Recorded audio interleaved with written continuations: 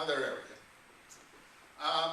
So we're looking for a much higher number than that. We're looking for 5,000 to 1, and to actually win the money is, we've said 1 million to 1. But there are areas of science where they actually require more than 1 million to 1. A lot of you have probably heard about the Large Hadron Collider and the discovery of a Higgs-like or Higgs particle. They had a criteria which they usually call 5 sigma.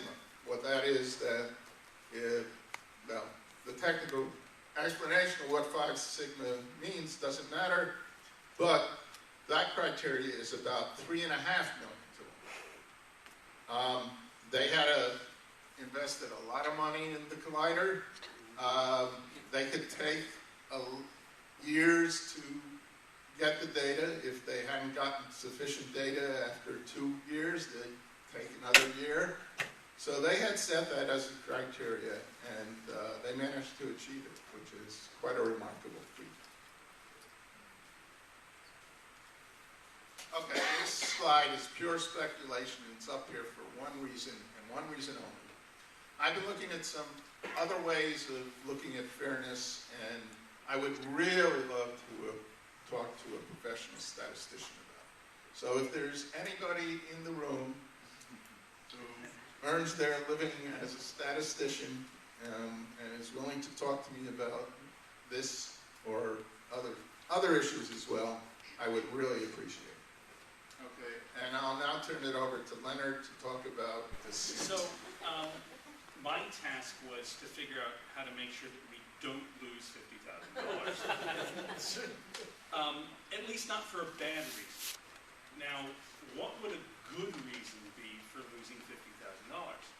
And that would be if we actually found someone that could do what they claim to do. So, unlike Jerry, I am not absolutely closing off the possibility that some of these people can do what they claim to do. It's just kind of unlikely. So there's trickery, deceit, delusion, and the possibility of a profound discovery. But I'm not holding my breath.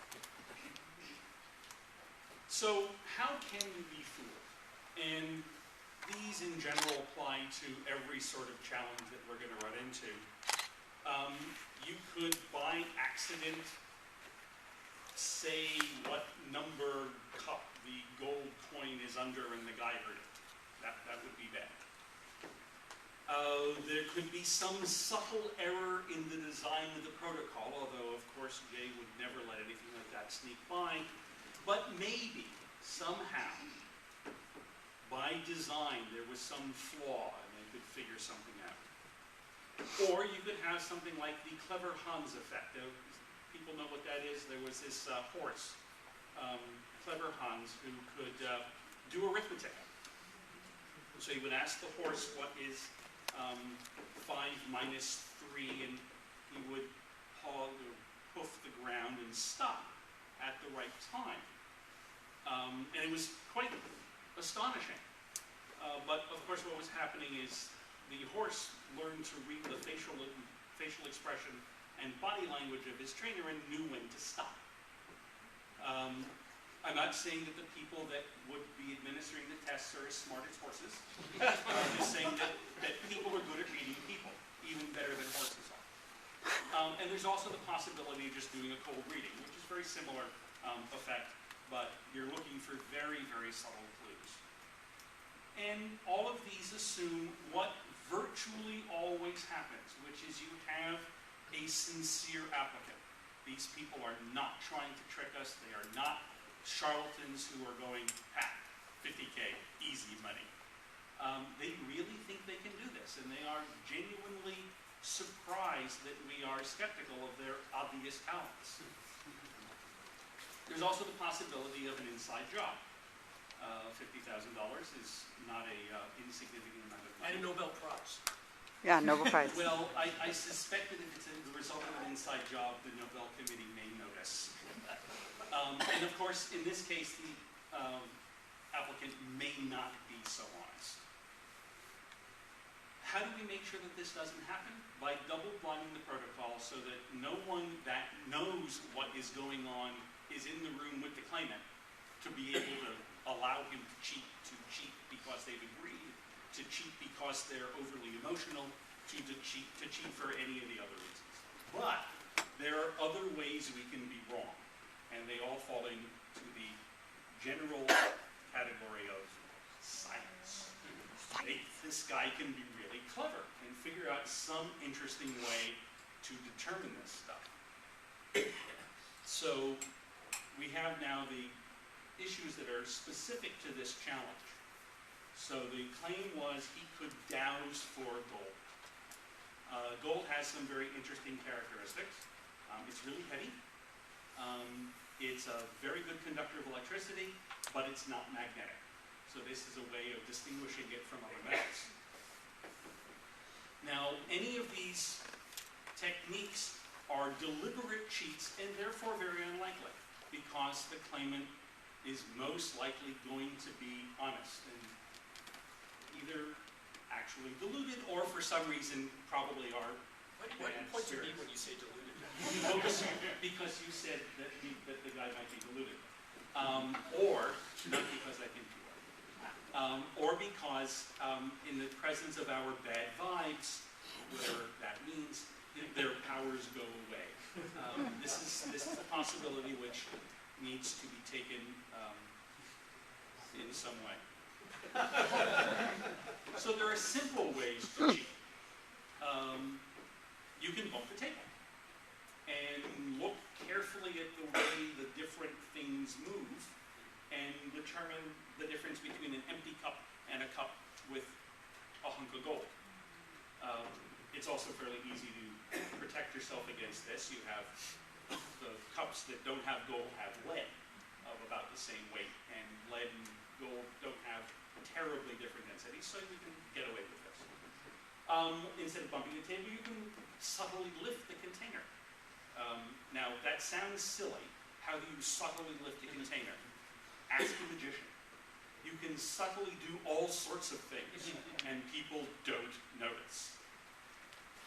So, obviously, you just don't let them touch it, because this makes it clear that they're not messing with it. So we have no touch, make everything double blind. Well, what else can you do? So we have the possibility that you can use some advanced methods. So there is an electromagnetic phenomenon, often called Lenz's law, which some of you may have heard of, that allows you to determine the presence of a non-magnetic metal using a magnet. Now, you would think that this makes no sense at all, because the metal is non-magnetic. So, strong magnet, aluminum sheet. Nothing. Take the magnet, put it on the table, take the aluminum sheet, put it on top, nothing. Just so you know that this is in fact a strong magnet.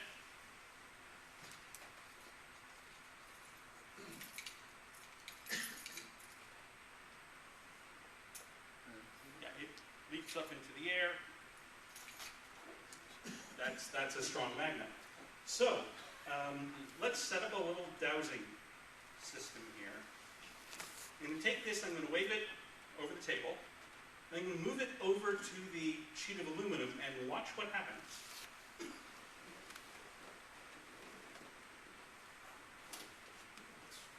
That was the metal rivet in the table.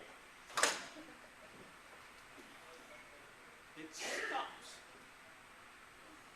If I shake it here, it'll go for a very long time. I move it over to the piece of aluminum, and it just stops. Didn't touch it. So this is a well-understood phenomenon. It's perfectly explained by Maxwell's equations. I will not go into the explanation. There's another more obvious way to demonstrate it. I'm going to take this and drop it down this copper pipe. And of course it will fall at 9.8 meters per second Oh, there it is.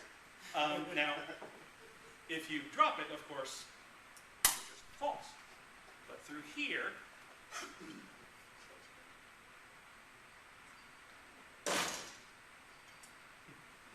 so even a non-magnetic material can be affected by a magnet. So obviously we need to make sure that the guy doesn't have any magnets in his dowsing equipment. But being paranoid and not wanting to be responsible for not only the loss of $50,000, but the first preliminary chance of someone passing a test, I looked for other techniques by which people could cheat. And it turns out that there are actually portable X-ray detection devices that can distinguish between different elements that you can buy on the source of all things, the internet. No. And little contraptions that actually have X-ray emission and spectrometers that can look for the elemental signals in something that you can easily fit in the palm of your hand. Now, did I really think that the claimant was going to bring a portable X-ray device? No. Am I willing to bet $50,000 he won't? No. So, we asked to inspect the dowsing apparatus. And these are pictures that he sent us. It's pretty clear there are no portable X-ray devices in this. One of those things may be a really powerful magnet. Probably the most important lesson that was learned is, like the statistics, when it comes to figuring out ways in which the guy can cheat, we're likely to overthink this. But that's okay, it's fun. Thanks. Back to Jay.